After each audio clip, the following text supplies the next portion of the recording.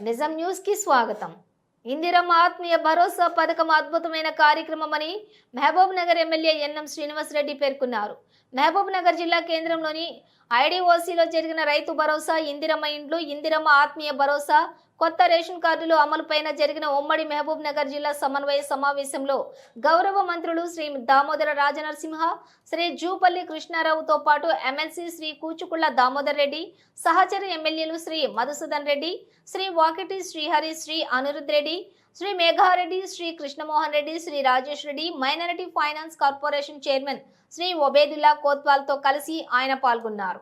ఈ సందర్భంగా ఆయన మాట్లాడుతూ 20,000 కోట్ల రూపాయలతోటి 25 లక్షల మంది రైతులను రుణమాఫీ విముక్తులను చేశామని, అదే స్థాయిలో ఈ రైతు రుణమాఫీ పథకాన్ని అధికారులు ప్రచారం చేయలేదని ఆయన మండిపడ్డారు. ప్రతి గ్రామంలో 75 నుంచి 90% మంది రైతులకు రుణ విముక్తి జరిగితే రుణ విముక్తి జరగని కొందరి ద్వారా నెగటివ్ ప్రచారం జరిగిందని ఆయన తెలిపారు.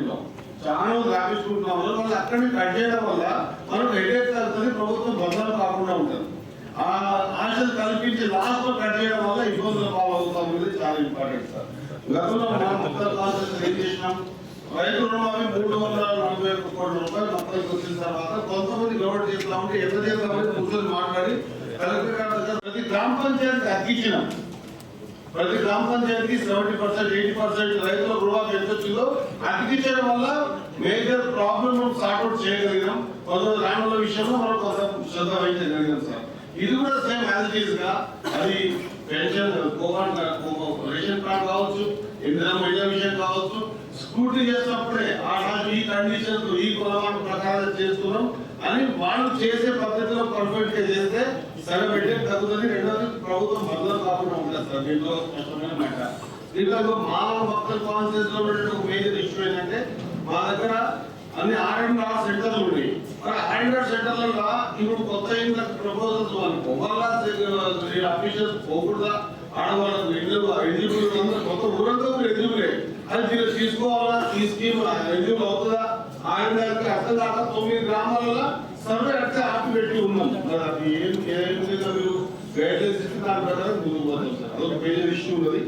దీంట్లో ఎంతో ఇప్పుడున్న పరిస్థితుల్లో ఎంత ఆర్థిక స్థితిలో బాధితున్నా కూడా చెప్పిన మాట నిలబెట్టుకోవడం చేస్తున్న ప్రయత్నం కాబట్టి ఈ ప్రయత్నం మనం స్పష్టంగా కనిపించేటట్టుండాలి. నిజంగా ఒక ఎగ్జాంపుల్ చేసిన సక్సెస్ అయినాం ఈ రైతు రుణమాఫీ విషయంలో. ఇదే మాదిరిగా మనం తీసుకుంటే ప్రతి పేదోనికి ఇల్లు ఇస్తున్నామనే భావన వచ్చే విధంగా ఖచ్చితంగా లిస్ట్ అవుట్ చేసినప్పుడు చదివినప్పుడే అన్ని అంచెలంచెలుగా కలెక్టర్ అందరూ చాలా స్పష్టంగా చెప్పారు.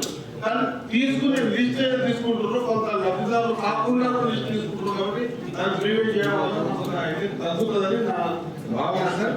దీంట్లో ప్రకారంగా దీంట్లో మనం చాలా ఇస్తుంది. మా దగ్గర పడిపోయింది కానీ పడిపోయిన ఇండ్లు కానీ మన ఫైర్లో కానీ ఇబ్బంది ఇండ్లకు ఫస్ట్ ప్రియారిటీ పెట్టి ఇవ్వడం వల్ల మనం కొంత బెటర్ ఇస్తున్నాం అనేటువంటి భావన క్రియేట్ కావాలి సార్.